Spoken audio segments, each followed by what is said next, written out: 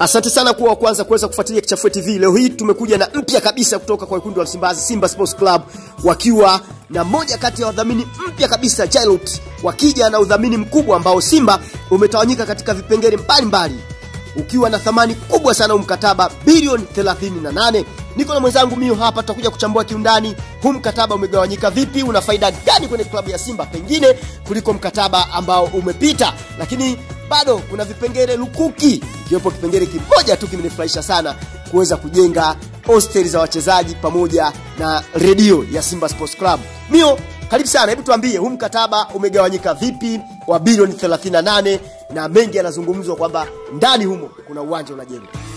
Shukrani sana bwana Coach Ando, lakini mkataba huu bwana umekuwa na mgawanyiko, maana kwamba katika vipindi vitano, kuna kama misimu mitano, miaka mitano kwa tafsiri sahihi, ambapo kwa upande wa Simba atakuwa ananufaika kwa bilioni 5.6 kwa kila msimu. Kwa maana hiyo kila msimu atakuwa na wanapata pesa ambazo ni bilioni 5.6, lakini pia kutakuwa na ongezeko la 10% ya hiyo pesa. Kwa hiyo unaona kwamba kwa upande wa Simba wameweza kupiga dili nene, tunasema hivyo. Lakini pia kuna vitu ambavyo wameweza kuvibainisha hapo kwa upande wa Simba ambavyo watakwenda kunufaika navyo moja kwa moja, kama kujengewa makao makuu mapya ya wekundu wa Msimbazi Simba, lakini pia kwenda kujengewa media production, tuseme hivyo, kitengo cha habari wanakwenda kunufaika hivyo. Lakini pia kwenye eneo la kwenda kuibua vipaji bado Simba atakuwa ananufaika, ambapo kuna pesa ambayo imeweza kutengwa moja kwa moja. Lakini pia ukienda katika engo nyingine bado Simba kwenye pre-season watakuwa wananufaika, lakini ukienda tena kwenye engo nyingine Simba atakuwa ananufaika zaidi kwenye eneo la Simba Day, kwa maana kwamba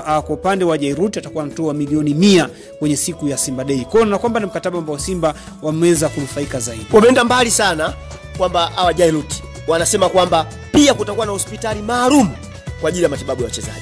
Na ni vipengele vingi ambavyo wameweza kuzungumza, ambavyo hapa tutazungumza tuweze tukavimaliza kwa kuweza kuvidadavua zaidi, ila kitu ambacho tunakitazama zaidi katika maeneo maalum. Waweza kuzungumzia eneo la kwenda kujengia sehemu maalum kwa ajili ya matibabu kwa upande wa wachezaji wa Simba, lakini pia wamekwenda kwenye eneo la kwenda kurekebisha ama kujenga uwanja pale maeneo ya Bunju, ambapo Simba wenyewe wataamua warekebishe ule ambao upo, lakini kikubwa zaidi ni uwanja uweze kuchukua mashabiki ama watazamaji zaidi ya 10,000 mpaka 15,000. Kuona kwamba kuna vitu vingi ambavyo vimeweza kuguswa. Na kwa Tanzania hii nizungumze mkataba mnono kwa upande wa Simba. Yes, mkataba mnono na haujawahi kuingiwa na klabu yoyote hapa Tanzania. Asante sana, bilioni 38 tumezinyumbua namna ambavyo zitatumika kwenye klabu ya Simba. Lakini kitu kimoja tu ambacho mwenzangu hapa pengine atakuwa ananiunga mkono ni kwamba Simba Sports Club 100 itaenda kwa ajili ya kukuza soka la vijana. Hapa ndipo wengi sana wangefurahi kusikia soka la vijana linakuzwa. Asante sana, hii ni Kichafue TV. Endelea kufuatilia,